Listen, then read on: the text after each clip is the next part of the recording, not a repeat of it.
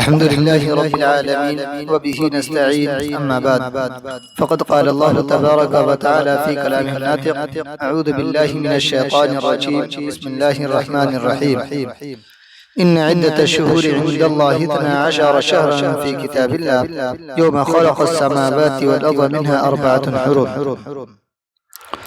وقال النبي صلى الله عليه وسلم فعليكم بسنتي وسنة الخلفاء الراشدين المهديين.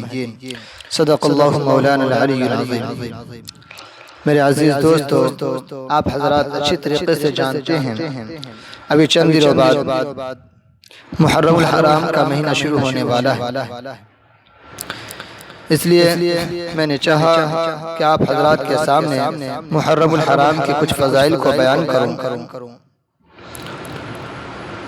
تو میں نے جو آیت تلاوت کی اس کے اندر اللہ رب العزت ارشاد فرماتے ہیں ان عدت الشہور عند اللہ 12 شہرا فی کتاب اللہ، بے شک مہینوں کی گنتی اللہ رب العزت کے نزدیک 12 ہیں جو اللہ کے فیصلے کے مطابق اسی دن سے ہے. یوم خلق السماوات والارض منها 4 حرم، جس دن کے اس نے آسمانوں کو اور زمینوں کو پیدا فرمایا. آگے فرمایا منہا 4 حرم، ان میں سے 4 مہینے خاص ادب کے ہیں. 4 مہینے کو خاص ادب کہا گیا، اور وہ 4 مہینے کون کون سے ہیں جن کے بارے میں حدیث کے اندر بھی ذکر آتا ہے. سیدنا عمر فاروق، سیدنا ابوبکر صدیق رضی اللہ تعالیٰ عنہ راوی ہیں، فرماتے ہیں ان الزمان قد استدار كهيئته يوم خلق الله السماوات والأرض السنة 12 شهرا منها 4 حرم 3 متواليات ذو القعدة وذو الحجة والمحرم ورجب مضر الذي بين جمادى وشعبان. صحیح بخاری کی روایت ہے. اس کے اندر فرماتے ہیں کہ زمانے کی رفتار وہی ہے جس دن اللہ تبارک و تعالیٰ نے آسمان اور زمین کو پیدا فرمایا تھا. 1 سال 12 مہینے کا ہوتا ہے، ان میں سے 4 مہینے حرمت والے ہیں، 4 مہینے ادب والے ہیں، جن میں سے 3 مہینے مسلسل ہیں. جیسا کہ حدیث کے اندر ذکر کیا گیا 3 متوالیات، 3 مہینے مسلسل ہیں، لگاتار ہیں، یعنی ذی القعدہ، ذی الحجہ، محرم، اور 1 مہینہ رجب کا ہے جن کے بارے میں حدیث کے اندر ذکر کیا گیا. رجب مضر الذی بین جمادى و شعبان، کہ رجب کا مہینہ جو جمادی الثانی اور شعبان کے درمیان میں آتا ہے. ان 4 مہینوں کو بہت ادب کا مہینہ قرار دیا گیا، بڑی حرمت والا مہینہ قرار دیا گیا. تو سب سے پہلے یہ سمجھتے ہیں کہ اسلامی تاریخ کا آغاز اور سن ہجری کا آغاز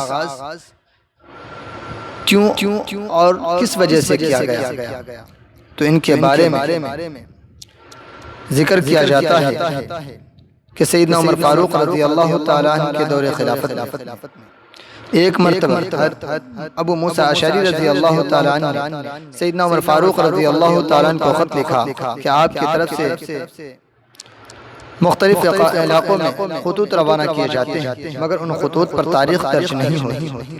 حالانکہ تاریخ لکھنے کے بے شمار فوائد ہیں اور ریکارڈ کے محفوظ رکھنے میں کافی سہولت کے بھی حامل ہیں. تو آپ نے خط کس دن تحریر فرمایا، کس دن روانہ کیے، اور وہ خط کب پہنچا، اور کس دن حکم جاری کیا گیا، کس دن اور کس وقت اس حکم پر عمل کا آغاز ہوا. ان سب باتوں کے جاننے اور سمجھنے کا دار و مدار تاریخ کے لکھنے پر موقوف ہے.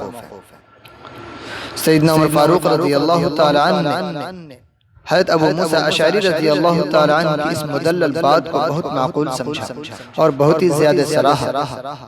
فوراً مشورے کے لیے اکابرین صحابہ کی ایک میٹنگ بلائی اور حضرت ابو موسیٰ اشعری رضی اللہ تعالیٰ عنہ کی یہ مفید رائے مجلس شورا میں اکابرین صحابہ کے سامنے رکھی.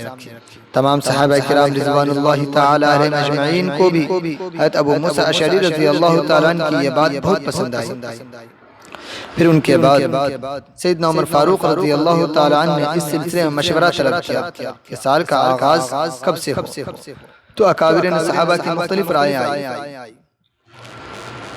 تو مختلف رائےوں میں سیدنا عمر فاروق رضی اللہ تعالی عنہ نے ہجرت کے سال سے فیصلہ کیا کہ جس سال آپ علیہ السلام نے ہجرت کی ہے اسی سال سے سال کا آغاز ہو، سن ہجری کا آغاز ہو۔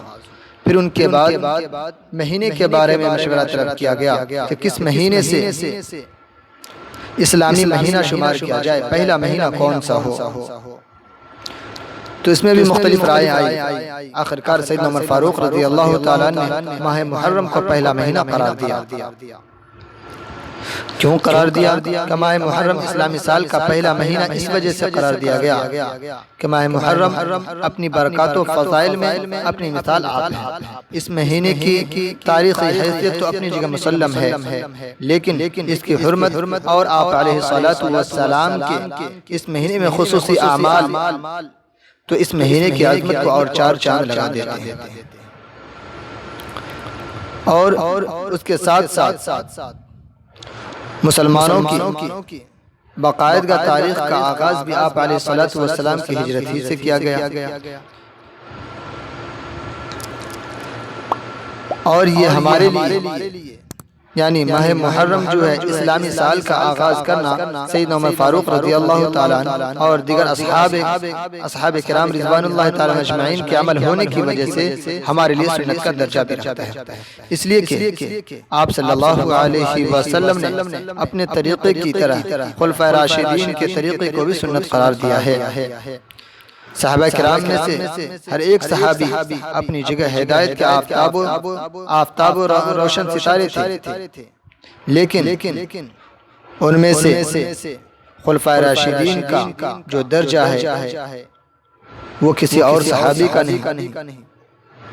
اسی لیے تو آپ علیہ السلام نے ارشاد فرمایا فعلیکم بسنتی وسنت الخلفاء الراشدین المہدیین کہ میری اور میرے خلفائے راشدین کی سنت کو مضبوطی سے پکڑ لو۔ اسی لیے تو اللہ رب العزت نے بھی آپ علیہ السلام کے فوراً بعد ہی انہی ہستیوں کا یعنی خلفائے راشدین کا اپنے دین حق کی ترویج و اشاعت کے لیے زمین کی نیابت و خلافت سپرد فرمائی۔ یہی وجہ ہے کہ آپ صلی اللہ علیہ وسلم یہ حدیث ارشاد فرمائی فعلیکم بسنتی وسنت الخلفاء الراشدین، اور اس کے ساتھ محرم الحرام کی بے شمار فضائل بھی ہیں، کیونکہ اللہ تبارک و تعالیٰ نے قرآن حکیم کے اندر ارشاد فرمایا قل قتال فیہ کبیر کہ اس میں قتال کرنا بڑا گناہ ہے، یعنی اس مہینے کے اندر قتال کرنا بڑا گناہ ہے۔ عظمت کرنے کی توفیق عنایت فرماوے اور ان کی بدعت و رسومات اور خرافات سے ہم تمام کی حفاظت فرماوے۔ وآخر دعوانا ان الحمدللہ رب العالمین۔